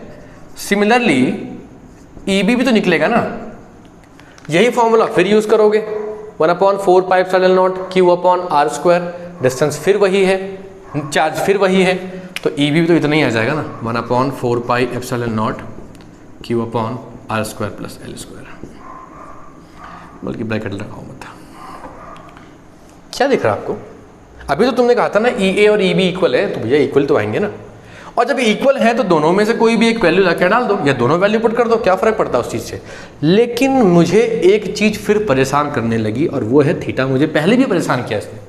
जब मैंने आपसे कहा था कि P पॉइंट पर दो इलेक्ट्रिक फील्ड अलग अलग लग रहे हैं, तो आपको लगा सर इसका रिजल्टेंट निकाल दो दोनों का। भाई ये EB था और ये EA था, इनका रिजल्टेंट निकालो। मैंने कहा बेटा थीटा तो है ही नहीं ना मेरे पास, तो रिजल्टेंट निकालते समय तो थीटा चाहिए ना मुझे। उस थीटा से बचने के लिए कंपोनेंट्स किए, कंपोनेंट्स करते करते करते इतना दूर आ गए, आके देखा फिर थीटा बीच में आ गया। तो थीटा का कुछ तो करना पड़ेगा। ये बार बार टांग अड़ा रहा है, इसका कुछ तो इलाज करना पड़ेगा। इलाज है मेरे पास, इलाज है मेरे पास। चलिए, for cos theta using triangle, हमारे पास एक ट्रायंगल यहाँ रेक्टेंगल बन रहा है, दो बन रहे हैं, कोई भी यूज कर लो, छूट है आपको, एक के साथ एक फ्री है आपके लिए, कोई भी एक यूज करो। POA ले लेता हूं मैं, ठीक है। PAO लूंगा तो मैं क्या करूंगा, यहां पर वही पाइथागोरस थ्योरम लगाऊंगा जब मैं अपना कॉस थीटा निकालने का फॉर्मूला जब मैं लगाऊंगा, तो बेस अपॉन हाइपोटेनियस वाला कंडीशन लगा लो। बेस का वैल्यू पुट कर दो, क्या है बेस, थीटा इधर बना है ना, तो ये परपेंडिकुलर, ये बेस, ये हाइपोटेनियस हो जाएगा। इसको L कर दो, इसको आप क्या कर दो r² plus l² to the power 1/2 कर दो, आ गया ना कॉस थीटा का वैल्यू। अब EA, EB और कॉस तीनों का वैल्यू मिल गया। चलिए यहाँ डाल दीजिए वैल्यू को, आंसर निकाल दीजिए और सारा खेल खत्म कर दीजिए। डायपोल समाप्त हुआ, ठीक है। आगे चलते हैं, फटाफट से वैल्यू पुट कर लेते हैं। अब कुछ तो खास हमें करना नहीं है, केवल क्या करना है आपको, इसी वैल्यू को लेना है। EP इज इक्वल टू, ये यहाँ पर देखो मैं सीधे वैल्यू पुट कर रहा हूँ, EA का वैल्यू ये पुट करता हूँ, EB का वैल्यू ये पुट कर लेता हूँ। तो इतना लंबा चौड़ा क्या करूँ, इसको देखो ये दोनों इक्वल है ना, तो इनको ऐसा लिख लूँ, EP is equal to cos theta, और इसको 2 × EA कर लेता हूँ, बल्कि आप ये कहो तो, अगर आपको बुरा ना लगे तो। भाई EA और EB इक्वल है ना, तो फिर मैंने 2EA कर दिया समय बचाने के लिए, ठीक है। यहाँ लिख देता हूँ, चूँकि EA is equal to EB, तो रिप्लेस कर लेते हैं ना, टाइम बचेगा ना, हमें टाइम तो बचाना है। बार बार 2 बार ये वैल्यू पुट करने से तो मैं 2 लिख देता हूँ ना वहाँ पे। 2 × EA 1/4πε0 Q/r² plus l² to the power 1। और अब कॉस थीटा की वैल्यू डाल दीजिए, ये है कॉस थीटा की वैल्यू, ये देखिए L/r² plus l² to the power 1/2। इस इक्वेशन में मैंने वैल्यू पुट की है, कॉस थीटा की ये वैल्यू पुट की है, 2 ऐसे ही रख दिया है। EA का वैल्यू ई ए और ई बी बराबर थे, मैंने उनको सम करके 2EA कर दिया, चाहे ये वैल्यू पुट कर लो चाहे ये वैल्यू पुट कर लो। कुछ ऐसा फॉर्मेट आपको दिखाई देगा और इस फॉर्मेट को सॉल्व करके आपको वो मिल जाएगा जिसकी आपको वर्षों से तलाश थी। चलिए 1/4 pi epsilon not Q into 2L आ गया, R² प्लस L² की पावर 1। थोड़ा और इलेबोरेट कर लेते हैं, जल्दी किस बात की, कहीं जाना है क्या किसी को। पावर 1/2, बेस सेम है तो पावर को ऐड करो तो EP is equal to 1/4 pi epsilon naught, ये क्या बनेगा बेटा P, और ये क्या बन जाएगा R² plus L² to the power half plus 1 3/2। और ये जो आप सामने व्हाइट बोर्ड पर देख रहे हैं इसी को कहते हैं electric field at equatorial point due to electric dipole. समझ में आ गया। फिर वही condition, if R is very very very very very very very, अजी थोड़ा अच्छा सा कर लेते हैं ना इसको, ये लीजिए R बहुत बड़ा है L से, तो R का स्क्वायर और बड़ा हो जाएगा और L का स्क्वायर और छोटा हो जाएगा, क्योंकि ये छोटा था ना, छोटे का स्क्वायर और छोटा हो जाता है, बड़े का स्क्वायर और बड़ा होता है। फिजिक्स बहुत बेरहम है, जो उठ रहा है उसको उठाओ, जो गिर रहा है उसको गिराओ, जो पढ़ रहा है उसको और आगे बढ़ाओ, उसके अच्छे मार्क्स दिलाओ, जो नहीं पढ़ रहा उसको और डुबा दो। वही तो हो रहा है। ये बड़ा था फिजिक्स का, इसको उठाओ ना ऊपर लाओ यहाँ पे, और ये छोटा था तो फिजिक्स हटाओ उसको, बीच में से डिस्टर्ब कर रहा है। फिजिक्स ये है, ये दुनिया बहुत जालिम है भैया, नहीं पढ़ने पर एग्जामिनर मार्क्स नहीं देता और पढ़ने पर खेलने का समय नहीं मिलता। तो अगर ऐसा है तो हम लिख देते हैं यहाँ पर लीविंग L², तो R² की पावर क्या बचेगा 3/2 बचेगी, स्क्वायर से स्क्वायर काट दो, तुरंत काट दो। ऐसा एग्जामिनर कहेगा जब वो ये देखेगा कि आपने बेसिक डिटेल्स इसमें छोड़ दी हैं, जैसे कि आपने बताना छोड़ दिया कि लीविंग L², तो फिर फॉर्मूला क्या बना 1/4 pi epsilon naught into P/R²। लीजिए, ठीक है, जा रहे हो क्या? नहीं, जाते जाते एक बात और सुनते जाओ। अभी देखो यहाँ पर जो हमने डेरिवेशन किया, ये जो है बेटा ये इक्वेटोरियल पॉइंट की डेरिवेशन है। हमने एक और डेरिवेशन किया था, ये जो अभी क्या आपने किया ये इक्वेटोरियल पॉइंट है, हमने एक्सियल भी तो किया था। फॉर्मूला रिपीट कर लो ना, इसका रिवीजन कर लेते जाते जाते, अच्छी हैबिट होती है। एग्जाम में जाने से पहले फॉर्मूले का रिवीजन कर लेना चाहिए। ओहो, कुछ दिखा आपको? ट्वाइस का फर्क नहीं आ गया यहाँ पे? देखो जाते जाते कितनी इंपॉर्टेंट चीज़ मिल गई ना। अगर आप अभी वीडियो से बाहर चले गए होते तो आपको इंपॉर्टेंट चीज़ मिलती ही ना, ठीक है ना। तो इसको 2 into 1/4 pi epsilon not P/R³ कर लेते हैं, ठीक है। तो ये आ जाएगा E एक्सियल और ये आ जाएगा E इक्वेटोरियल, वो देखो ना वहाँ पर, ठीक है। तो एक्सियल पॉइंट पर निकाला गया इलेक्ट्रिक फील्ड इक्वेटोरियल पॉइंट पर लिए गए इलेक्ट्रिक फील्ड का ट्वाइस होता है, डबल होता है। अब मैंने आपसे ये कहा था, अभी मत जाओ, थोड़ा और देते जाओ। मैंने आपसे ये कहा था कि मैं आपको एक्सियल और इक्वेटोरियल के कुछ और नाम बताऊंगा, क्योंकि एग्जाम में कभी कभी ये ऐसा नहीं लिखता कि इक्वेटोरियल पॉइंट पे निकालो या एक्सियल पॉइंट पे निकालो। ये हमारा आज का लास्ट टॉपिक है, बस 2 मिनट का वीडियो और देख लेते हैं आप तो अच्छा हो जाता आपके लिए, क्योंकि कभी कभी नाम बदल के जब लोग घर में आते हैं तो अक्सर धोखा दे के जाते हैं। चलिए, तो कभी कभी एक्सियल पॉइंट का जो नाम है उसका नाम एग्जाम में लिखा होता है साइड ऑन पॉइंट, ठीक है। Find the electric field intensity on the side on point of electric dipole, तो अब इसका मतलब है एक्सियल पॉइंट निकालो। और कभी कभी इसको एंड ऑन पॉइंट कहते हैं शायद, और इसको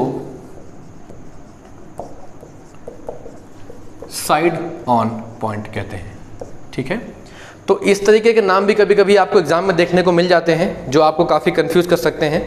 तो अगर आपको ये नाम से कंफ्यूजन नहीं रखना है तो आप इसको यहाँ से सीख के जा सकते हैं, ठीक है ना। तो इसलिए एक्सियल लाइन को हम क्या नाम देते हैं, एंड ऑन पॉइंट कहते हैं, और इसको साइड ऑन पॉइंट, या इसको हम लोग ब्रॉड साइड ऑन पॉइंट नाम से भी जानते हैं, ठीक है। और कुछ लोग पॉइंट कहते हैं, कुछ लोग पोजीशन कहते हैं, दैट इज सिमिलर, उसमें कोई बड़ी बात नहीं है। तो एंड ऑन पोजीशन का हो चाहे ब्रॉड साइड ऑन पोजीशन का हो, बात तो एक ही है। तो इस नाम से भी ये क्वेश्चन एग्जाम में आ सकता है। चलिए, तो आज के लिए इतना ही।